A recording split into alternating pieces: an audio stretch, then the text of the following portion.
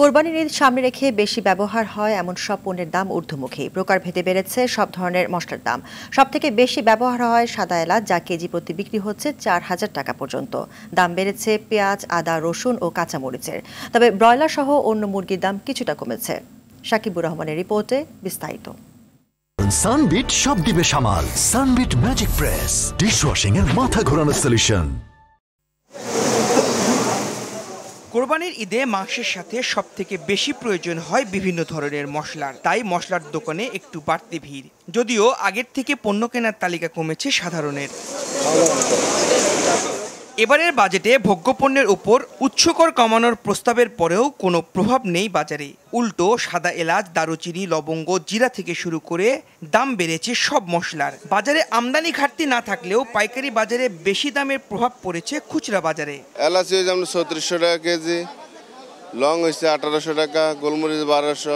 অন্যান্য বছরের তুলনায় সিজনের তুলনায় এবার কোরবানি বেচা কিনা আমাদের মশলার কম হইতেছে। দাম বেশি থাকায় পরিমাণে কম কিনছেন ক্রেতারা। সাধারণ মানুষের কথা চিন্তা করে কম মুনাফা করার অনুরোধ ছিল ভোক্তাদের।